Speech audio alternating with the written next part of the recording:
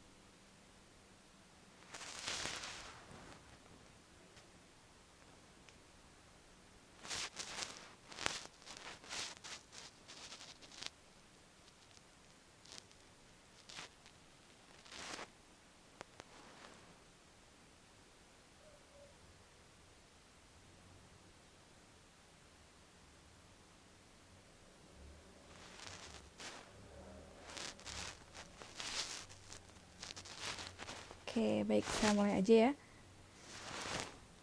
Assalamualaikum warahmatullahi wabarakatuh. Selamat siang semuanya. Waalaikumsalam warahmatullahi Ya, wabarakatuh. ya. Selamat datang kembali ya di perkuliahan kecerdasan buatan. Gimana kabarnya, pada sehat? Ya Allah. Alhamdulillah sehat nih. Alhamdulillah kalau misalkan pada sehat ya. Untuk absennya tadi ada yang terkendala nggak di Sepada? Apa aman-aman aja?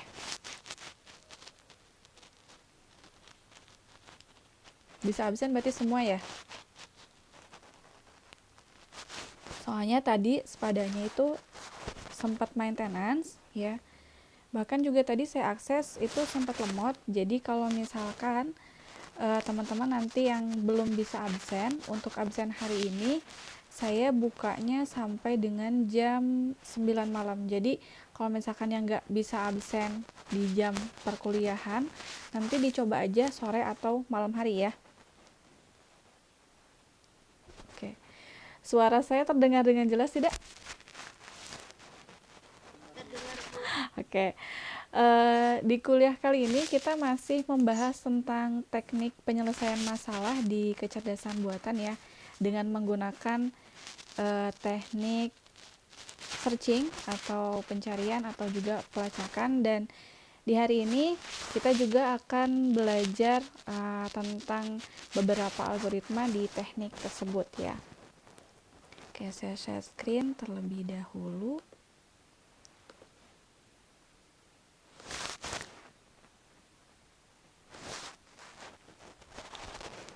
Sudah tampil kan ya untuk share screen-nya?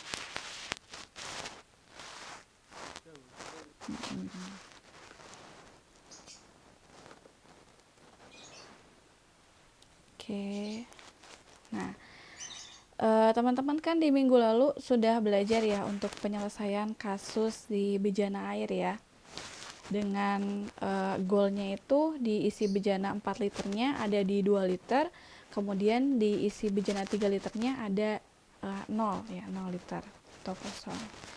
Nah, kira-kira teman-teman di sini ada yang sudah mencoba atau barangkali sudah menemukan dengan goal state lain selain 2,0? Apa belum sama sekali? Ada yang sudah mencoba? Belum? Oke, udah gak apa-apa. Ya udah gak apa-apa. Kita bahas hari ini sekalian ya. Nah, saya mintakan untuk selain 2,0. Kalau misalkan teman-teman lihat di ruang step dari bejana tadi ya, jika si isi bejananya tetap di angka 2, berarti goalnya teman-teman bisa mencari di 2,1, 2,2 atau 2,3 ya. Itu kalau misalkan si isi bejananya tetap di 2 liter ya. Oke, kita coba buka di Excel aja biar lebih mudah. Oke, ini saya perkecil biar kelihatan semua ininya, rulesnya. Nah, kelihatan kan ya? Tadi ini untuk rulesnya ya, untuk aturannya tadi ada 12. Kemudian di sini tujuan yang akan kita cari adalah selain 2,0 berarti bisa di 2,1 ya, mojok sini aja deh, 2,1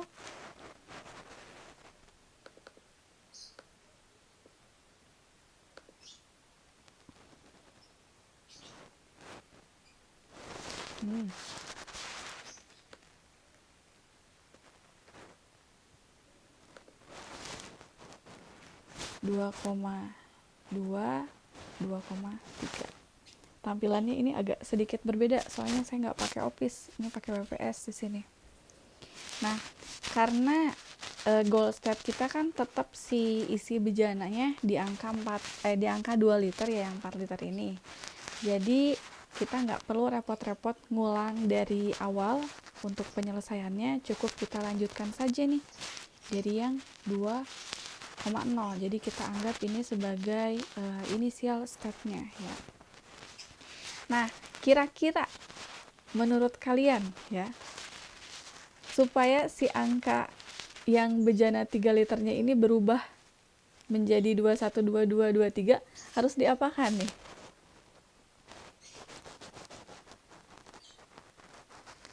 Berdasarkan rule yang ini, kira-kira harus diapakan? Dari 0 menjadi ada isinya, harus diapain berarti bejananya?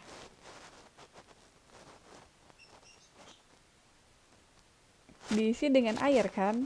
Nah, untuk pengisiannya itu kan harus sesuai dengan rulesnya ya. Nah, sekarang kita cek nih satu-satu. Kalau misalkan si goalnya itu adalah di 2,1, berarti si bejana ini yang bejana 3 liter tadi harus diisi dengan 1 liter air. Sementara kalian cek di sini di rulesnya ya, tidak ada perintah untuk menambahkan 1 liter air ya. Berarti ini kita skip dulu. Kita bisa pindah ke goal yang kedua ya, yaitu di 2,2. Teman-teman cari lagi nih di rulesnya, ada nggak perintah mengisi si bejana 3 liter tadi dengan 2 liter air? Ternyata nggak ada. Adanya adalah di sini menuangkan air dari bejana 3 liter ke 4 liter ya. Atau juga di sini bisa kita memindahkan dari 4 liter tadi ke 3 liter. Kalau misalnya yang 4 liter dituang ke 3 liter, otomatis kan dia bisa aja berubah jadi 2 liter. Tapi yang isi bejana 4 liternya ini adalah 0 ya. Jadi kita coba yang step ketiga terlebih dahulu, goal yang ketiga. Goal yang ketiga adalah si bejana yang 4 liternya tetap 2 liter. Kemudian yang isi bejana yang 3 liternya ini berubah menjadi 3 liter. Rule mana? Kira-kira rule mana yang bisa mengisi si bejana 3 liter ini menjadi 3 liter? Ada gak? Coba kalian lihat. Ada gak?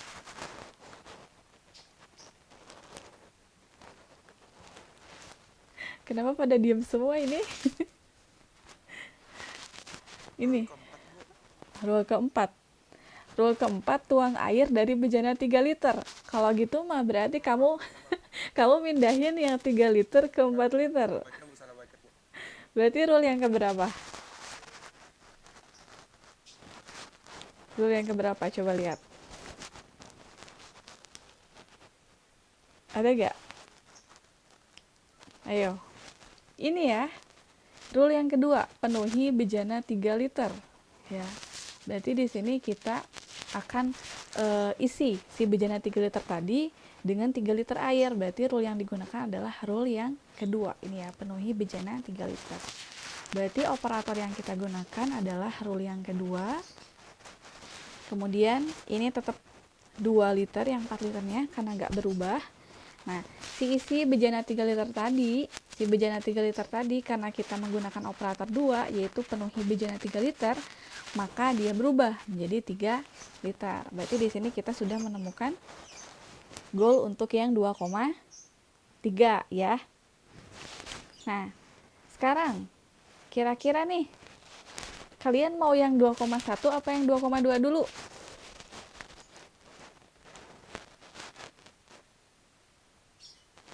Ayo, jawab. Kira-kira mau dibuat 1 apa mau dibuat 2 dulu nih, si yang 3 liternya? Kalau misalkan mau dibuat 1, berarti kita harus ngebuang 2 liter kan? Yang bejana 3 liter tadi. Kalau misalkan teman-teman mau buat 2,2, berarti kalian harus buang 1 liter di bejana 3 liter tadi. Nah, kemungkinan yang mendekati di sini adalah 2,2 ya. Atau 2,1 juga sebenarnya boleh sih. Ini tergantung dari rule yang kita gunakan. Misalkan kita ambil yang gampang aja deh. Ini yang 2,1 ya. Dengan menggunakan ini ya. Nih. Tuang 2 liter air dari bejana 3 ke bejana 4. Oke, bisa kita gunakan yang perintah 11 ya. Nah, di sini kita ubah jadi 1. Kemudian kita kan udah buang 2 liternya. 3 kurang 2 berarti 1. Yang 2 liter di 3 liter tadi kita pindahkan nih ke yang isi bejana 4 liter. 2 tambah 2 berarti 4. Ya. Yang ini kita bisa gunakan rule yang nomor 11 atau juga bisa gunakan yang rule nomor 7 ya. Sini berarti 11 atau 7. Kenapa rule nomor 7? Di rule nomor 7 ini kan perintahnya adalah tuang air dari bejana 3 liter ke bejana 4 liter sampai bejana 4 liter penuh. Nah, kondisinya di sini ketika 2 liter tadi dipindahkan ke bejana 4, dia kan jadi 4 liter ya, jadi penuh. Nah, berarti operator yang digunakannya di sini bisa nomor 11, yaitu buang 2 liter air ke bejana 4 liter, atau juga bisa nomor 7 ya, berarti menuangkan air yang ada di bejana 3 liter sampai dengan si bejana 4 liternya itu penuh ya. Nah, ini dia 4,1 kan. Nah, yang mendekati dengan 2,1 dengan 2,2 kira-kira yang mana di 4,1 ini? Goalnya yang paling mendekati menurut kalian?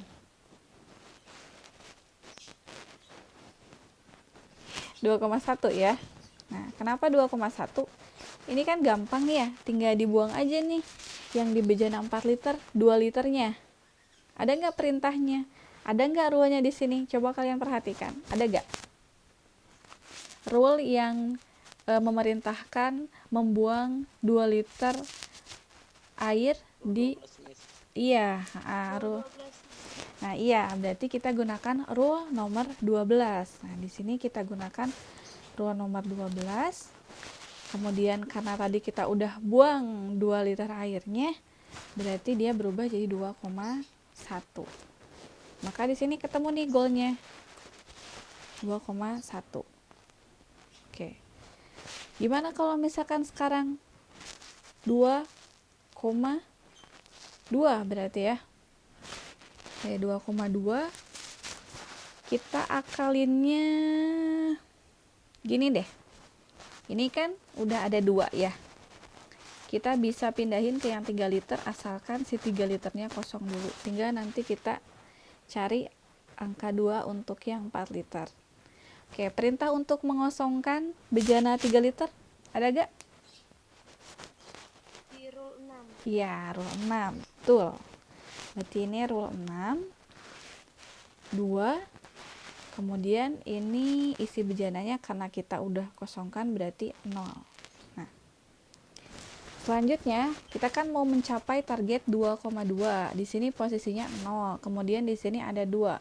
Ya udah, langkah yang termudahnya ya kita pindahkan nih si bejana 4 liter tadi yang isi 2 liter ke bejana 3 liter.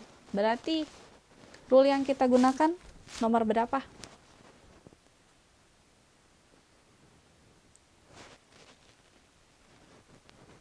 Selanjutnya,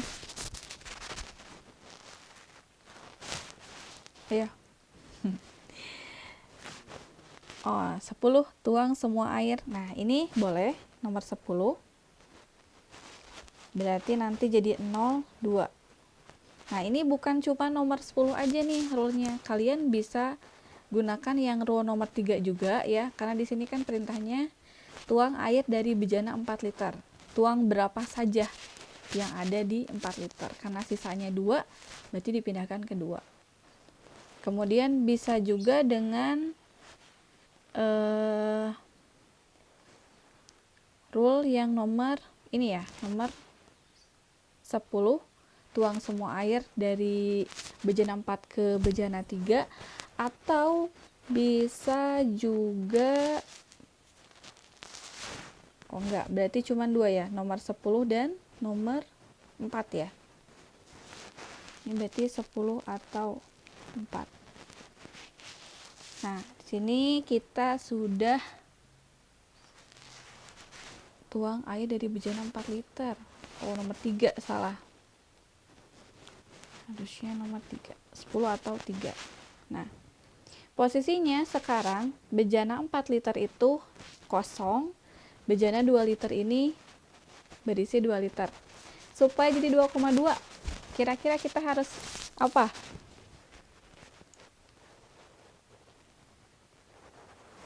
Si bejana 4 liternya harus diapain supaya nggak kosong?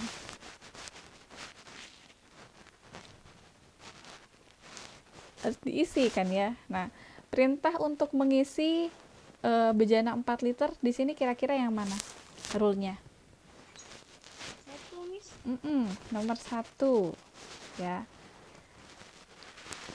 Karena di sini perintahnya adalah penuhi bejana 4 liter, berarti dia full nih, 4, 2.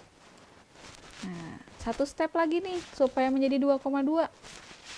Apa yang harus dilakukan si bejana 4 liter sekarang?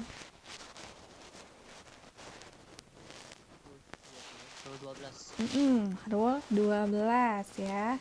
Kita buang 2 liter airnya keluar. Maka menjadi 2,2. Jadilah kita dapat untuk goalsnya 2,2. Seperti itu ya untuk penyelesaian kasus pada bejana. Nah, ini berlaku untuk setiap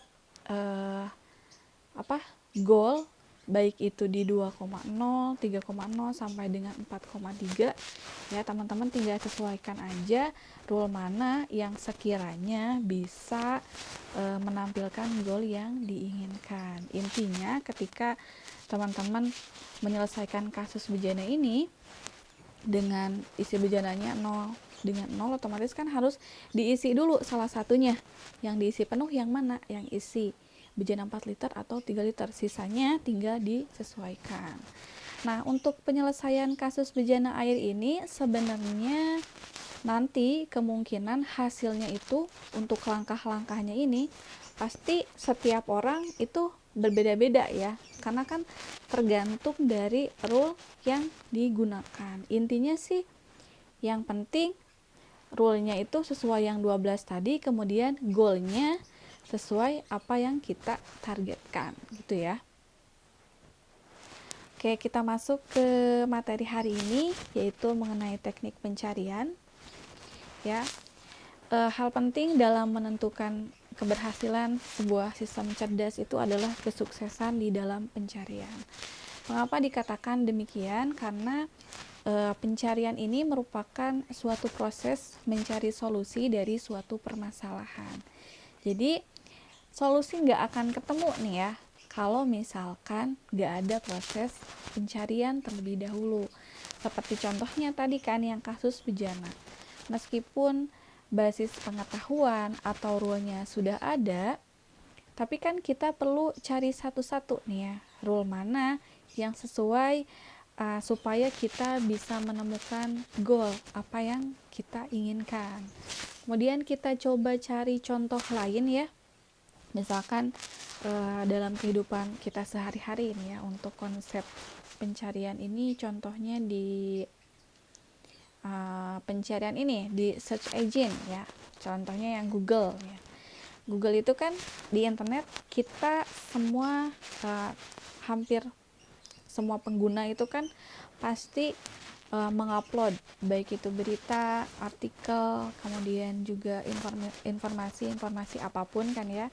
Nah, nanti oleh Google ini si informasi-informasi tersebut dikumpulkan dan disimpan sebagai basis pengetahuannya. Jadi konsepnya pada saat nanti teman-teman mencari di Google misalkan terkait PPKM, otomatis kan nanti dia akan mencari ke basis datanya dan memunculkan informasi-informasi terkait PPKM tersebut.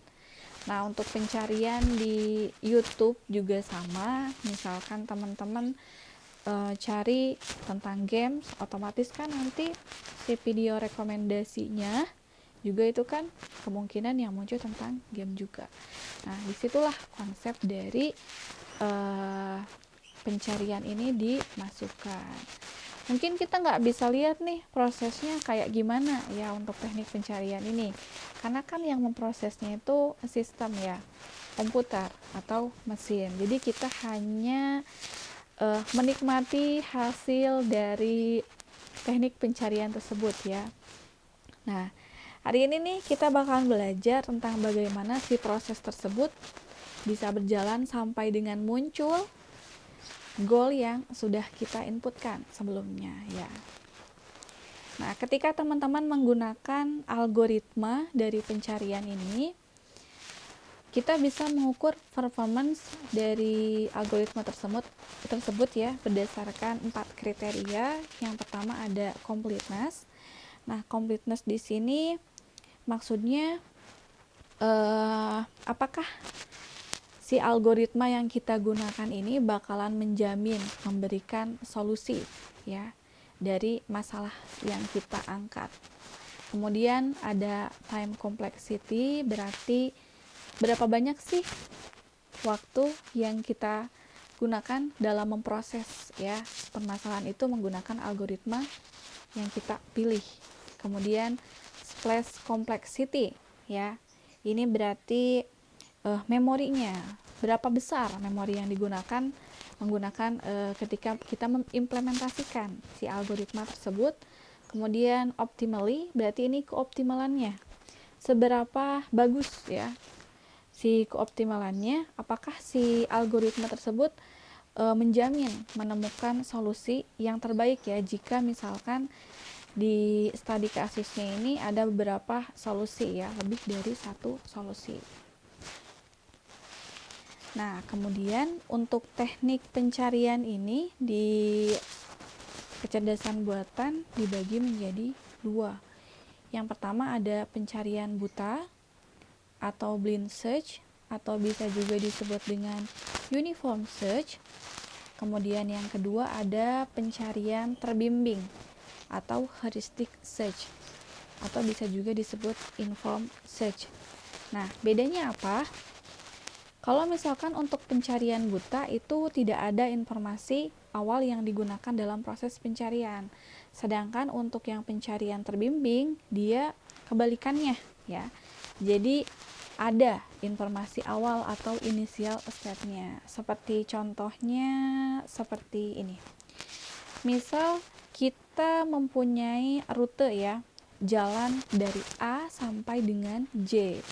Ketika kita menggunakan pencarian buta, berarti informasinya itu dia hanya sekedar goal state-nya aja ya. Berarti misalkan goalnya itu adalah di J ya, cukup segitu. Tapi kalau misalkan pencarian terbimbing atau heuristik ya, nanti ada initial state-nya. Misal initial state-nya dari H, goalnya ke J.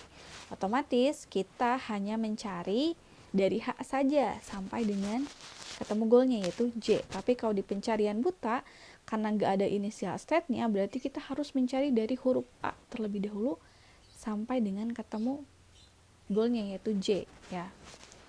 Nah, di blind search ini ada dua algoritma yang akan kita pelajari, ya. Yang pertama ada breadth first search dan yang kedua ada depth first search. Ini yang akan kita pelajari hari ini. Kemudian di heuristic search ada 3 algoritma yang akan kita pelajari. Yang pertama ada generate and test, kedua ada hill climbing, dan yang ketiga ada best first search. 3 algoritma ini akan kita pelajari di minggu depan, ya.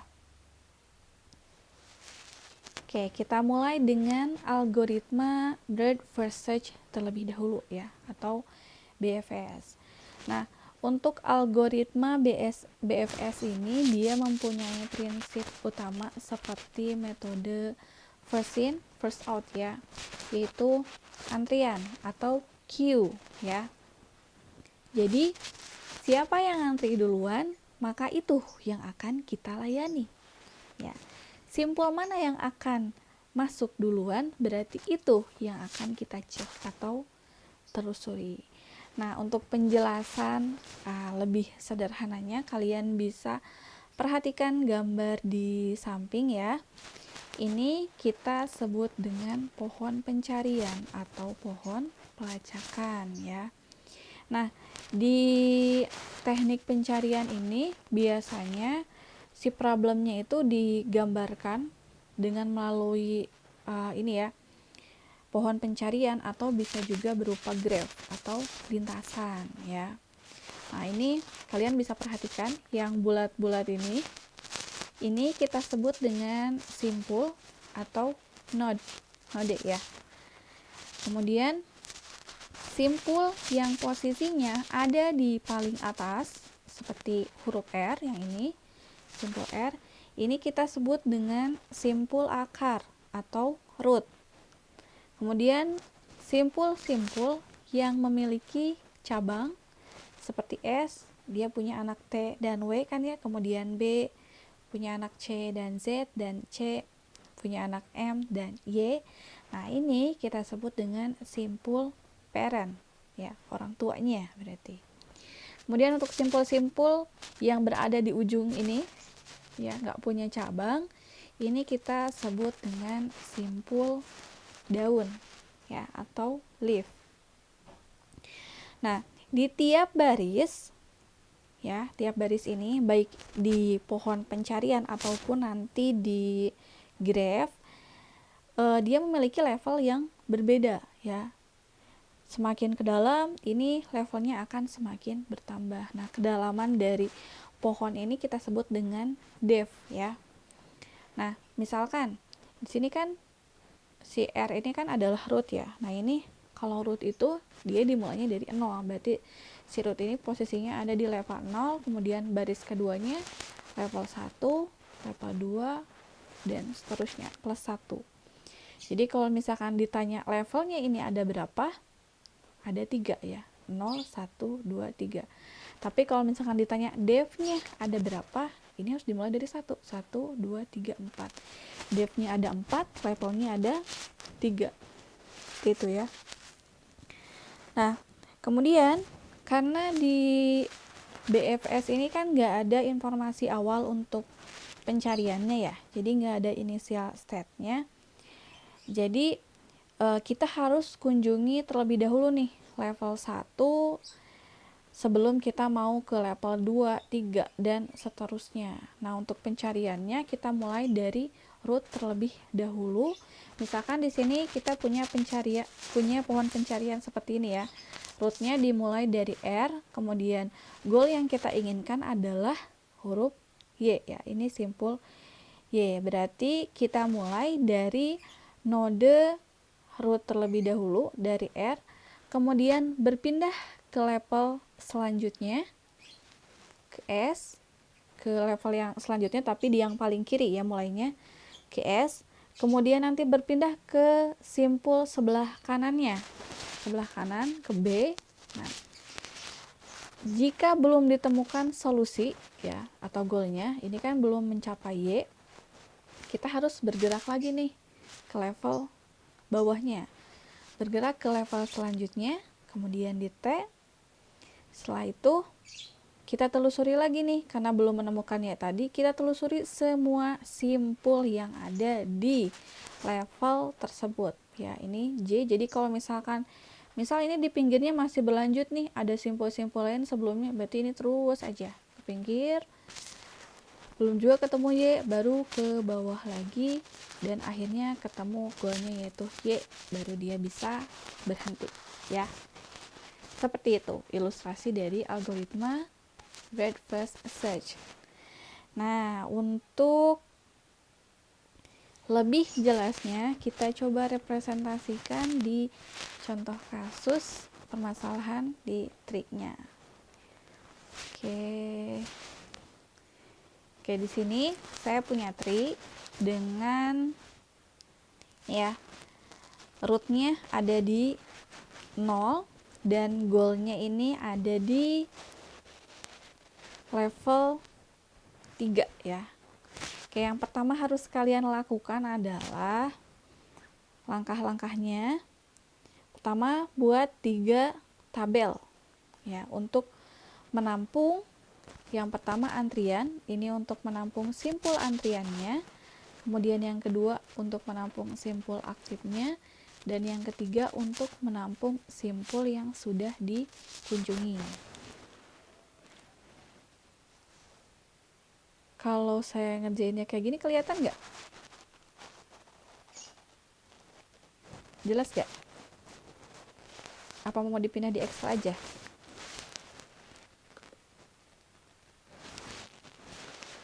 Oke, saya coba dulu di sini ya.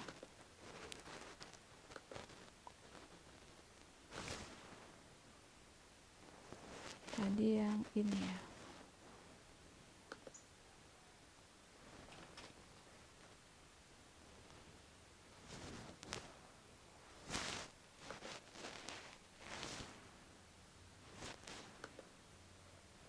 Oke, kayaknya mending di Excel ya. Nah, tadi kan yang pertama ini untuk antrian. Ini untuk simpul antrian, yang kedua untuk simpul aktif, dan yang ketiga itu untuk simpul yang sudah dikunjungi.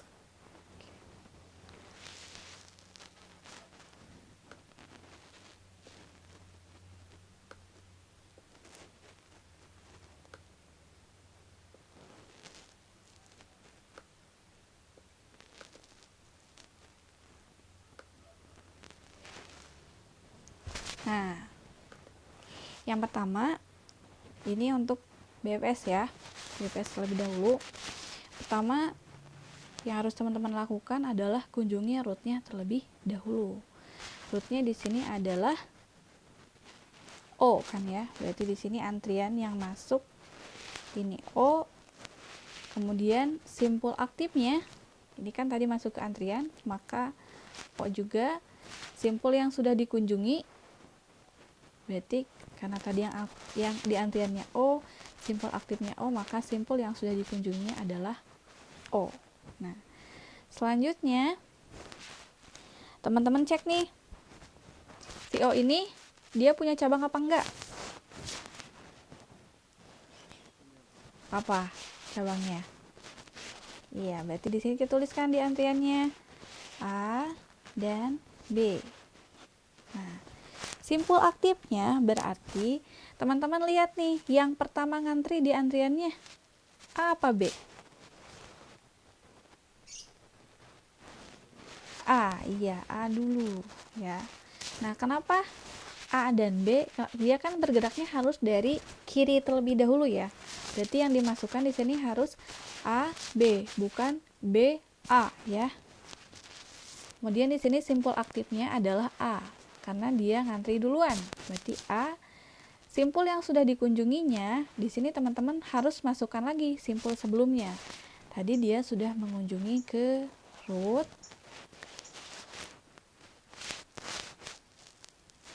Oke, dia sudah ke root. Kemudian setelah ke root, dia ke simpul A, ya.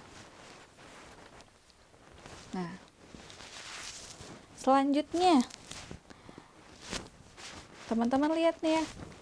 Di sini simpul aktifnya kan A ya.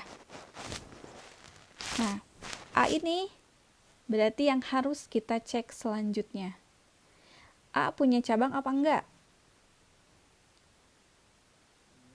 Punya ya. Apa? C dan D. Nah, karena kita kan prinsipnya itu adalah antrian, jadi si B harus disimpan di awal. Karena kan dia sudah ngantri duluan tadi di yang step kedua ini kan A, B. Jadi karena tadi si simpul A sudah dikunjungi, jadi A-nya kita buang, kemudian di simpul aktif A-nya kita cek. Berarti di A ini ada C dan D. Itu. Kita kan masih belum menemukan goal juga ya, berarti ini bakalan tetap berlanjut. Berarti di sini simpul aktifnya yang mana? B, C atau D? B, Bu. Apa? B, C atau D? B. B, iya, simpul aktifnya adalah B. Kenapa? Karena dia yang ngantri duluan ya. Berarti di simpul aktifnya B. Berarti di sini yang sudah dikunjunginya adalah O, A, kemudian B. Oke, selanjutnya teman-teman lihat lagi nih ke sini. Simpul aktifnya adalah B. Berarti kita harus cek apakah B ini mempunyai cabang atau enggak. Ternyata B punya cabang, yaitu E dan F. Nah, karena tadi si B sudah dikunjungi, berarti B kita buang. Kemudian kita masukkan lagi nih antrian yang sebelumnya, yaitu C, kemudian D, selanjutnya yang dari simpul aktif B tadi, E dan F. Ya. Nah, untuk simpul aktifnya berarti ambil yang paling awal, C. Berarti di sini yang sudah dikunjungi O, A, B, dan C. Kira-kira paham nggak? Bisa dipahami ya? Bisa, Bu. Bisa. Oke, kita lanjutkan lagi nih. Berarti simpul aktifnya adalah C. Kita akan cek yang C. C ini dia punya cabang G dan H ya. Oke, berarti C-nya kita buang. Kita tuliskan berarti di sini D, E, F, G, dan H ya, karena dia cabangnya dari C. Simpul aktifnya berarti D. Maka di sini kita tambahkan yang D ya. Selanjutnya juga sama. Berarti di sini simpul aktifnya yang D. D dia punya anaknya atau cabangnya adalah I ya. Oke, berarti di sini D kita buang, E, F, G, H, dan I. Maka di sini simpul aktifnya yang E. Kita copy lagi. Di sini di E. Simpul aktif E dia punya cabang juga sama, yaitu di J ya. Kita belum bisa berhenti ya karena belum menemukan goal ya.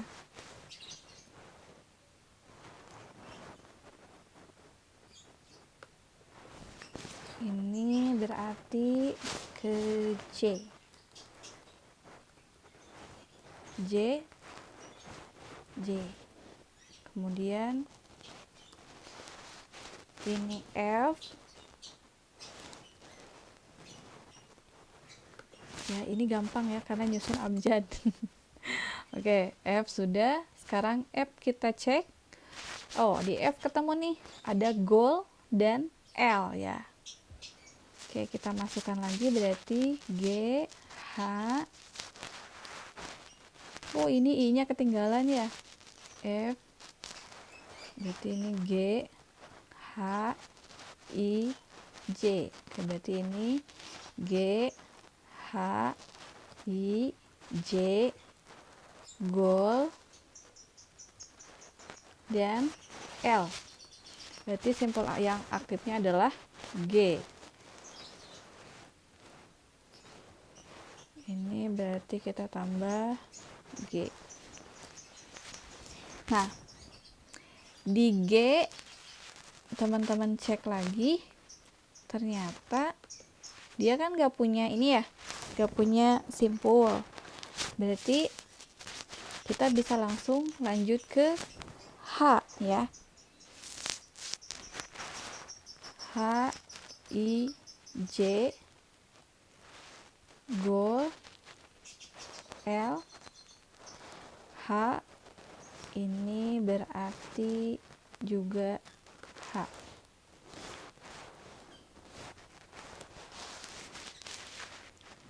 Oke, simpul yang aktif di sini adalah H. H dia punya cabang kan, M sama N. Meskipun teman-teman sudah menemukan goalnya, tapi goal ini belum ada di posisinya di antrian yang paling depan. Belum kita kunjungi. Jadi kita harus tetap masukkan nih cabang dari si M, N ini ya. Karena kan untuk BFS ini dia prinsipnya adalah menelusuri semua simpul yang aktif ya. Oke, berarti kita lanjutkan lagi di sini I, J, goal, kemudian L, kita tambahkan M dan N. Maka di sini yang aktifnya I, kita copy lagi, tambahkan I. Ini juga masih sama, J. Oh, I karena sudah gak ada cabangnya. Ini berarti J goal, J, I, J ya. Ini juga masih berlanjut karena goalnya belum di depan ya. Nah, ini sudah di depan nih goalnya. Goal, kemudian goal, simpul aktifnya goal, berarti di sini DJ goal. Oke, sudah selesai karena antriannya sudah di goal, kemudian simpul aktifnya sudah di goal, dan simpul yang dikunjunginya sudah di goal. Nah, setelah kita buat tabelnya tadi, kita buat kesimpulannya nih untuk urutan ekspansinya ya. Urutan ekspansinya berarti kita tinggal kopikan dari sini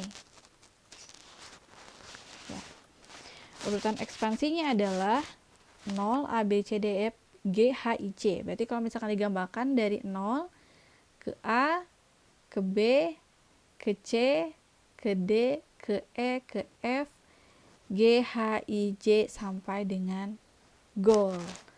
Ya, sebenarnya kalian lihat selewat pun bisa simpulkan sendiri ya, tapi ini adalah langkah-langkahnya seperti itu. Kira-kira bisa dimengerti nggak untuk yang BFS?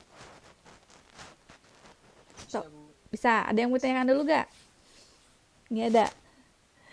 Ya, satu lagi nih, lupa. Setelah urutan ekspansi, baru kita temukan solusi akhir ya. Solusi akhir. Solusi akhir di sini adalah jarak terbaik ya dari solusi yang akan kita temukan. Dilihatnya dari mana? Dilihatnya dari sini ya.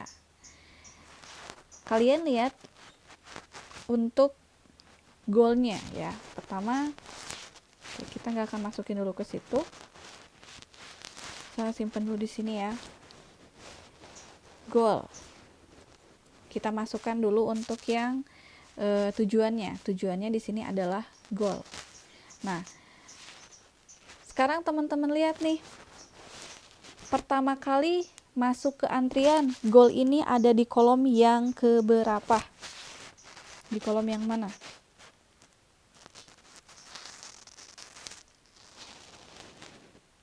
Goal pertama kali masuk di antrian. Di simbol aktif yang mana?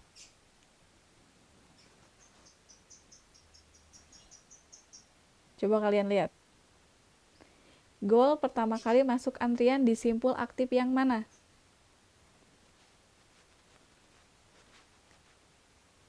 Oke, ini lihat nih, di G ya. Nih ya, di sini.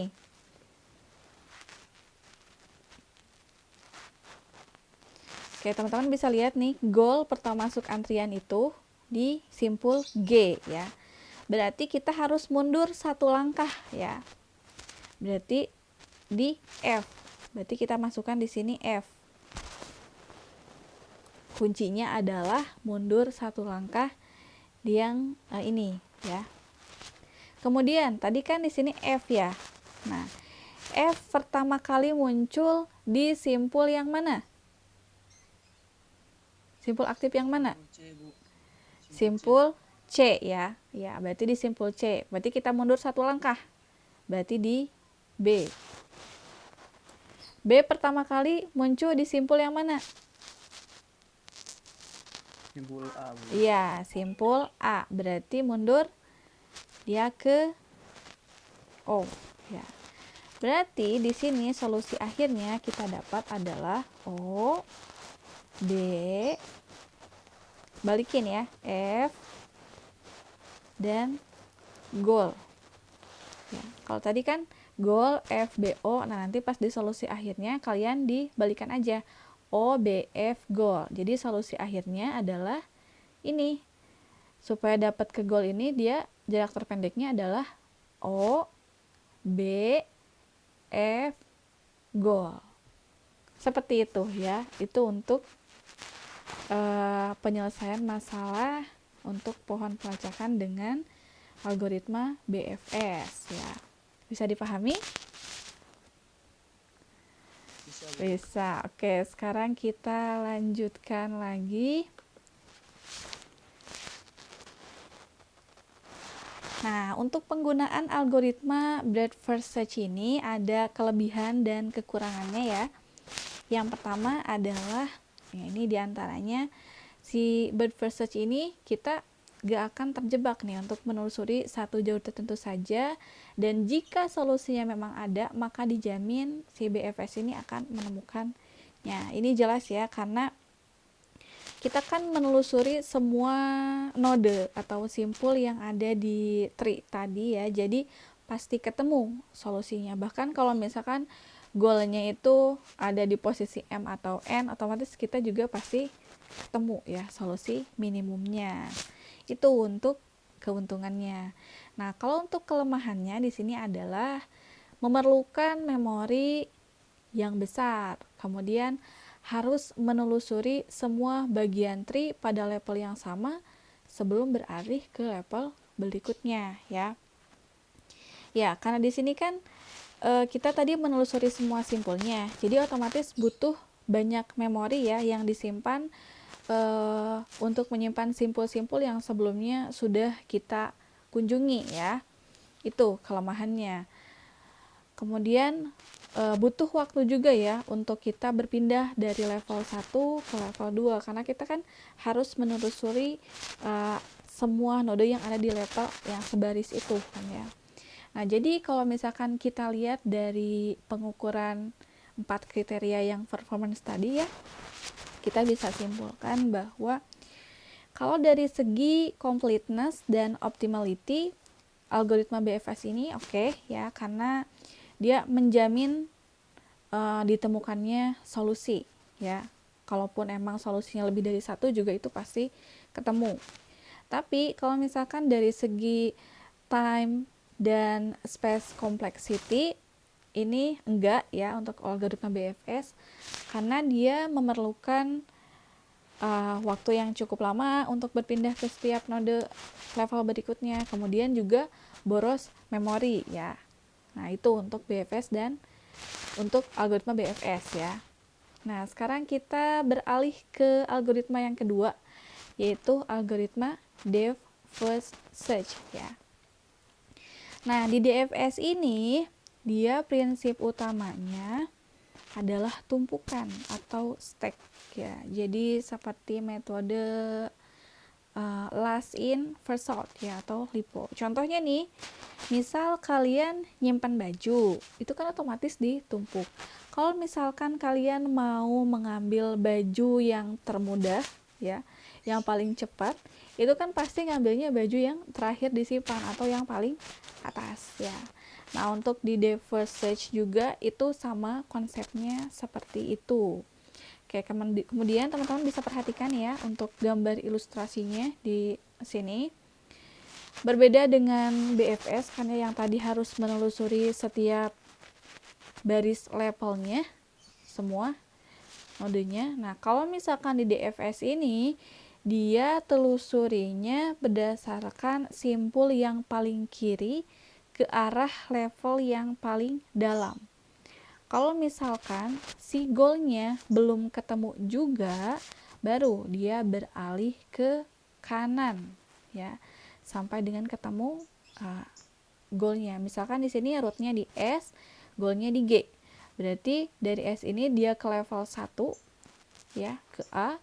Karena belum ketemu G, berarti dia lanjut ke level 2, yaitu di C. Karena belum ketemu G juga, si C ini udah gak punya cabang, berarti dia pindah ke sisi kanannya, ke D.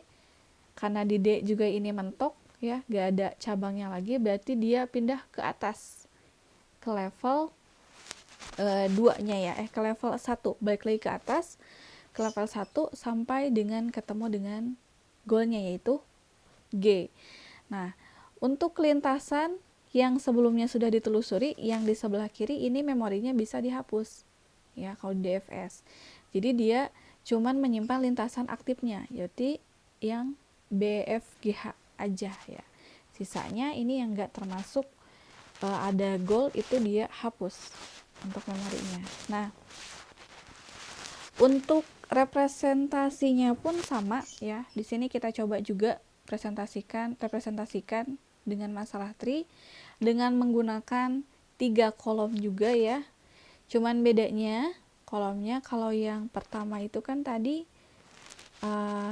antrian ya. Kalau yang sekarang kita ubah menjadi tumpukan atau stack.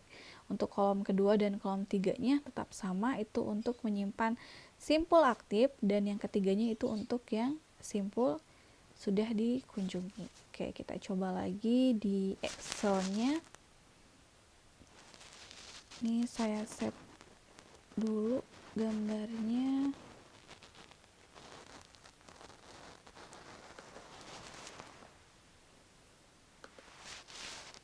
Oke, kita coba di sheet berikutnya ya.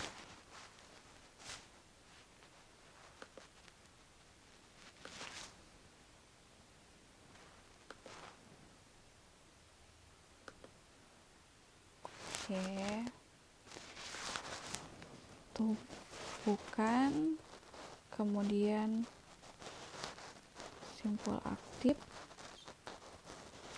dan simpul sudah dikunjungi ya. Nah, ini juga sama ya, karena dia kan termasuk blind search, otomatis gak ada initial state-nya, berarti kita carinya dari awal ya. Nah, di sini dari akarnya adalah S. Berarti di sini ditumpukan kita isi dengan S, simpul aktifnya S, simpul yang sudah dikunjunginya adalah S ya. Kemudian kita lanjut nih ke level yang kedua. Apakah S ini mempunyai cabang? Ya, kan ya. Cabangnya tetap sama seperti yang tadi, A dengan B. Maka simpul aktifnya juga sama. Di sini adalah A. Kemudian simpul yang sudah dikunjunginya adalah A. Oke, bedanya adalah di sini ya. Teman-teman kan cek yang simpul aktifnya nih. Di simpul aktif A itu kan ada C sama dengan D ya. C dan D maksudnya. Kalau di BFS itu B disimpan di awal kan. Ya, karena dia kan sifatnya antrian. Jadi siapa yang antri duluan itu yang akan kita proses. Nah, kalau di DFS itu kebalikannya. Jadi kita simpan yang sesuai dengan simpul aktifnya. Simpul aktifnya di sini adalah A. Nah, A ini mempunyai cabang yaitu C dan D. Maka di sini kita tuliskan terlebih dahulu C dan D. Baru tuh si B-nya belakangan. Ya. Berarti simpul yang aktif adalah C, maka simpul yang sudah dikunjunginya adalah S, A, dan C. Nah, itu perbedaannya ya. Kemudian kita lanjutkan lagi nih. Terakhir, simpul yang aktif adalah C. C dia memiliki cabang, yaitu G dan H. Maka kita simpan nih G dan H-nya duluan ya, G dan H ya. Kemudian di sini kan tadi si C udah kita kunjungi, berarti sisanya D dan B. Maka di sini kita tuliskan D dan B di belakangan ya. Kemudian di sini simpul aktifnya adalah G, maka yang sudah dikunjunginya adalah S, A, C, dan G. Sampai sini bisa dipahami nggak? Bisa? Oke. Selanjutnya ya. Simpul aktifnya di sini terakhir adalah G. G dia gak punya ini kayak apa? Cabang. Ya, maka otomatis kita langsung ke yang H aja, masukkan lagi H, D, kemudian B. Maka simpul aktifnya adalah H. Dan simpul yang sudah dikunjunginya berarti S, A, C, G, dan H ya. Simpul aktifnya ini yang terakhir adalah H. H di sini ada M dan goal ya. Itu di sini kita tuliskan M, goal, H-nya dibuang, tinggal D dan B ya. Ini belum berhenti karena posisi goalnya kayak tadi belum ada di depan ya. Kemudian berarti di sini simpul aktifnya adalah M. Maka di sini simpul yang sudah dikunjunginya kita tambahkan M. Oke, nah sekarang nih sudah mulai di akhir. Goal D B. Maka di sini goal dan ini juga M goal ya. Oke, berarti ini sudah selesai karena di simpul yang sudah kunjunginya dia berada di goal ya. Seperti tadi berarti di sini kita buat kesimpulannya untuk urutan ekspansi. Ini adalah ya. Urutan ekspansinya adalah S, A, C, G, H, M goal. Berarti dari sini S, A, C bergerak ke G, ke H, M, dan goal. Berarti untuk solusi akhirnya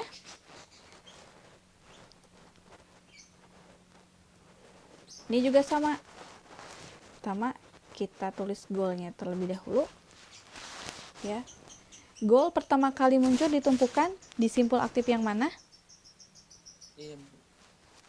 M, Bu. Iya, M ya.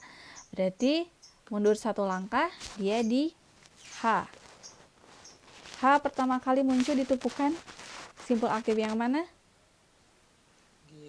Iya, G ya. Berarti kita mundur satu langkah dia di C. C pertama kali muncul di simpul aktif yang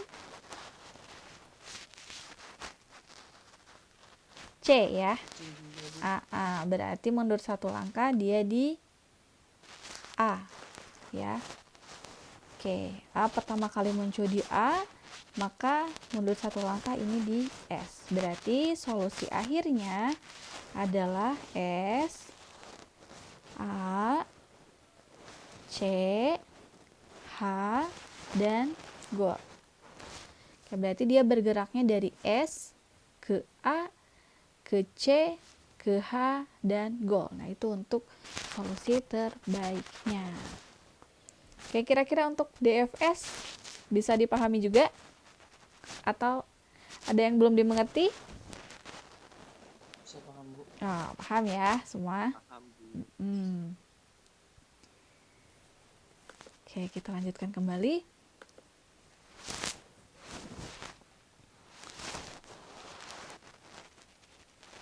Nah, ini juga sama ya, untuk penggunaan algoritma DFS ini ada keuntungan dan kelemahannya ya. Keuntungannya adalah membutuhkan memori yang relatif kecil ya, karena memang kan dia cuman menyimpan data dari lintasan yang aktif aja. Kalau misalkan yang nggak aktif itu dihapus.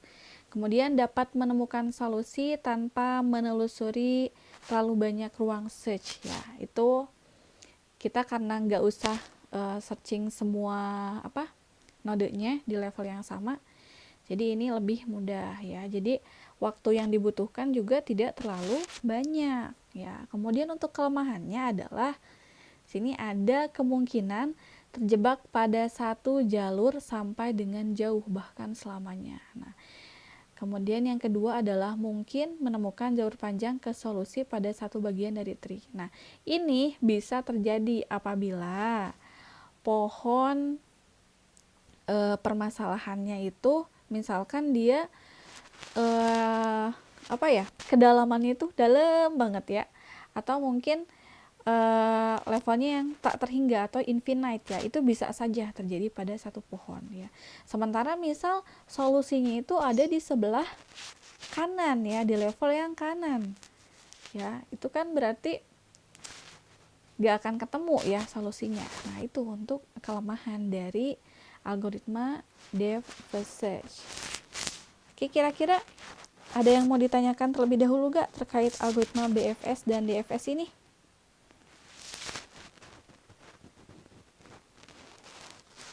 Nah, sekarang gimana kalau misalkan kita implementasikan berdasarkan map ya, yang ada di Google Map? Apakah bisa atau tidak misalkan ya. Kalau tadi kan cuma sekedar pohon aja. Nah, ini tentu jawabannya adalah bisa.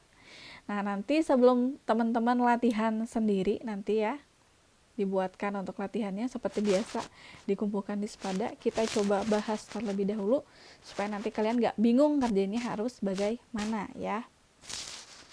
Oke, pertama yang harus kalian lakukan adalah screen capture dari rute yang akan kalian gunakan. Di sini saya coba screen capture dari Pulau Jawa dengan beberapa kota. Di situ bisa teman-teman lihat ya. Tapi saya nggak akan ambil semuanya. Saya ambil sekitar 11 kota, yaitu Bandung, Cirebon, Kuningan, Tasik, Banjar, Cijulang, Cilacap, Purwokerto, Kebumen, Tegal, dan Slawi. Nah, hal yang pertama harus kalian lakukan setelah mengambil mapnya itu tentukan rutenya berdasarkan garis-garis ini ya. Misalkan garis yang kuningnya atau yang putihnya dia nyambungnya kira-kira kemana aja, bisa kemana aja ya. Contohnya di sini dari Bandung dia bisa ke Cirebon, Kuningan, dan Tasik. Nah, kemudian dari Cirebon dia bisa ke Kuningan dan Tegal. Dari Kuningan bisa ke Tegal. Dari Tasik bisa ke Banjar dan Cijulang. Oke, dari Tegal bisa ke Slawi. Dari Slawi bisa ke Purwokerto. Oke, dan dari Banjar bisa ke Purwokerto, dan dari Purwokerto bisa ke Cilacap dan Kebumen. Oke, ini cuman 1, 2, 3, 4, 5, 6, 7, 8, 9, 11 ya. Ada 11 kota yang saya pilih ya. Jadi kalau misalkan kalian mau lebih banyak, silahkan. Oke, setelah tentukan rutenya, kita buang mapnya, kita buatkan ke dalam sebuah graph. Jadi seperti ini, ya. Nanti jadi seperti ini untuk graphnya. Kemudian tentukan nih, kalian mau pakai apa? Algoritma BFS atau DFS, ya. Oke, misal di sini saya goalnya mau ke Purwokerto, ya. Kita gunakan algoritma BFS saja, ya. Berarti antriannya kita mulai dari Bandung, ya. Biar gak kebanyakan, saya ketiknya B aja ya untuk Bandung. Berarti nanti di sini juga sama, simpel aktifnya Bandung, yang sudah dikunjunginya berarti adalah Bandung, ya. Kemudian karena simpel aktifnya adalah Bandung, kita cek nih di Bandung dia punya cabang kemana aja.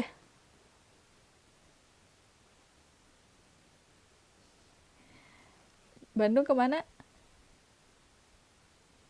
Cirebon, Kuningan, dan Cirebon sama iya, Kuningan Tasik. dan Tasik. Sama Nah, Kuningan. iya. Nah, bedanya kalau misalkan kalian menggunakan pohon pencarian, itu kan harus dari sisi kiri ya ke kanan. Kalau misalkan menggunakan apa? BFS. Tapi kalau misalkan di rute ya, di rute seperti ini, itu kalian bebas mau mulai dari atas atau mau mulai dari bawah terlebih dahulu ya. Terserah ya. Jadi misalkan saya coba dari atas ya, dari Cirebon berarti. Di Bandung ini, misalkan Cirebon saya istilahkan dengan huruf C biar agak cepat ya. Kuningan berarti dengan K, Tasik dengan huruf P misal. Oke, berarti di sini simpel aktifnya adalah Cirebon. Maka di sini yang sudah dikunjunginya itu Bandung dan Cirebon. Untuk konsepnya sama seperti yang tadi ya. Cuman bedanya untuk penentuan itu aja, simpelnya. Kalau ini bebas, mau dari atas atau dari bawah juga boleh. Setelah Cirebon berarti kita lihat Cirebon nih, dia bisa kemana aja. Dia bisa ke Kuningan dan ke Tegal, ya. Oke, berarti di sini simpel aktifnya adalah, oh iya, di sini kan Cirebon bisa ke Kuningan sama ke Tegal ya. Tapi karena tadi Kuningan sudah kita gunakan di cabang dari si Bandung ya, jadi kalian nggak perlu sebutin lagi kalau udah ya, langsung aja berarti Cirebon ini dia bisa kemana, dia bisa ke Tegal sama ke Kuningan. Ya udah cukup satu aja yang dimasukkan, yaitu si Tegal. Jadi di sini Kuningan, T itu untuk Tasik, kemudian kita tambahkan Tegal ya, TE misal untuk Tegal ya.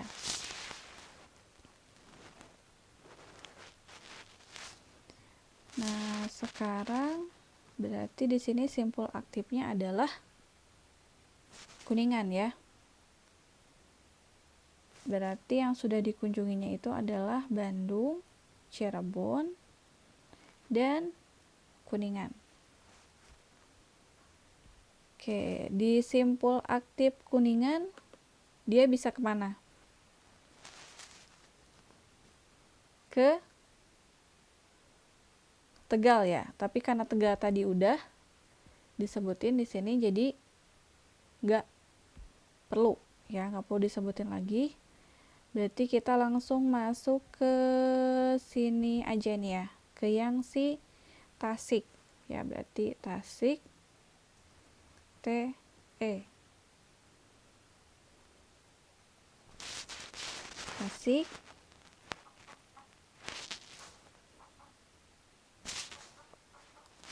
Bandung, Cirebon, dan Kuningan ya. Dari Tasik ini dia bisa kemana? Nih ya, Banjar dan Cijulang. Oke, berarti di sini TE, maka dia bisa ke Banjar dan Cijulang, ya. Berarti di sini yang aktifnya adalah Tegal. Sini B, C, K, kemudian Tegal, ya. Selanjutnya di sini yang aktifnya itu Tegal. Dari Tegal dia bisa kemana nih? Cuman bisa ke Slawi aja. Ke Slawi aja karena cabangnya cuman satu. Jadi kita masukkan di sini tadi Banjar, kemudian Cijulang, dan tadi Slawi ya. Slawi. Misalkan kita kasih inisialnya SL. Ya. Sini berarti yang aktifnya adalah Banjar, maka di sini B, C, K, Tegal, dan Banjar. Oke, yang aktif adalah Banjar. Dari Banjar ada cabang lagi gak? Ada ya, Purwokerto. Purwokerto. Maka di sini Cijulang, kemudian ada Slawi, dan Purwokerto ya. Oke, kita kasih ini siapa aja. Maka di sini yang aktif adalah Cijulang.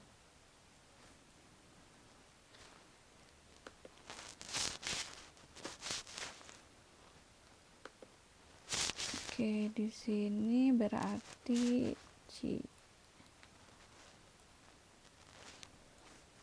tulisannya jadi beda. Ya udah saya ketik aja deh. B,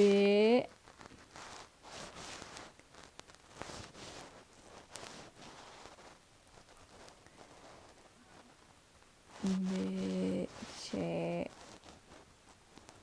K, TE, BA, dan Cijulang ya. CI yang aktif tapi dia nggak punya cabang, berarti dia berhenti. Langsung kita ke Slawi aja dan Purwokerto ya. Purwokerto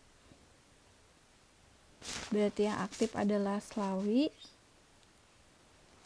maka di sini B, C, K, TE, BA, dan CI, dan S, CI, dan SL ya. Yang aktif adalah Slawi. Slawi punya cabang nggak? Punya ya, si Purwokerto. Tapi di sini udah disebutkan, berarti nggak perlu disebutkan lagi.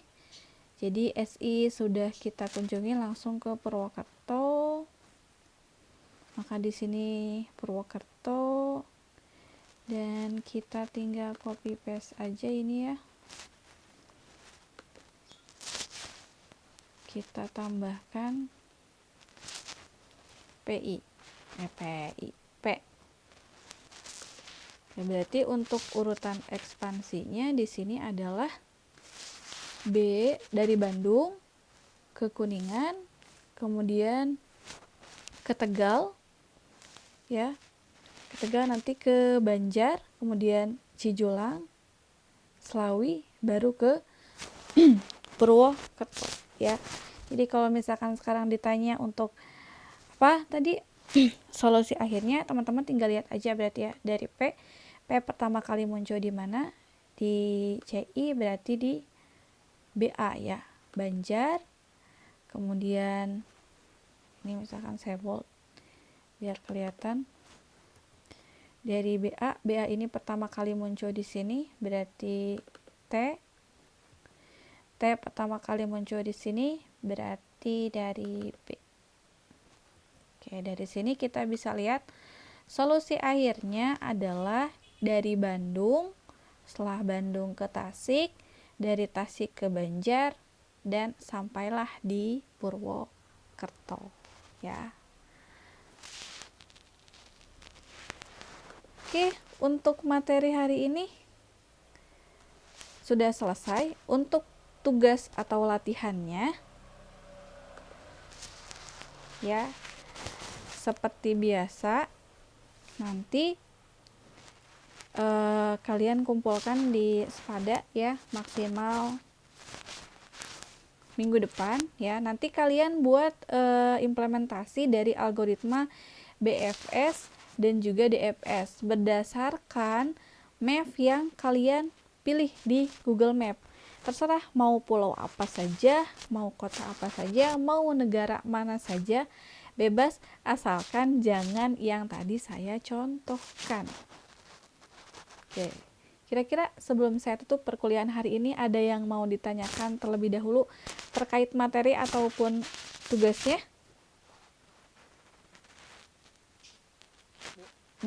Apa? Jadi antrian tadi itu dia nggak boleh ngulang berarti. Ngulang yang rute. Iya, jadi kalau misalkan tadi kan dia punya cabangnya sama ya si Kuningan tuh. Ya, jadi kalau misalkan udah disebutkan di antriannya Kuningan, ya udah cukup satu aja yang disebutin, jangan dua-duanya. Ya. Nanti untuk Excel yang sudah dikerjakan tadi ya, sama PowerPoint yang ini akan saya upload di Spada, karena memang untuk penyelesaian di modul yang sebelumnya saya input itu sedikit berbeda. Kalau misalkan kalian mengikuti yang di modul sebelumnya saya upload, itu lumayan pusing kalau untuk open close-nya, tapi kalau menggunakan cara tersebut insya Allah kalian paham, karena itu cara termudahnya ya. Ada lagi pertanyaan? Oke, ada? Oke, kalau tidak ada, saya minta teman-teman untuk on cam terlebih dahulu seperti biasa buat apa? Dokumentasi ya.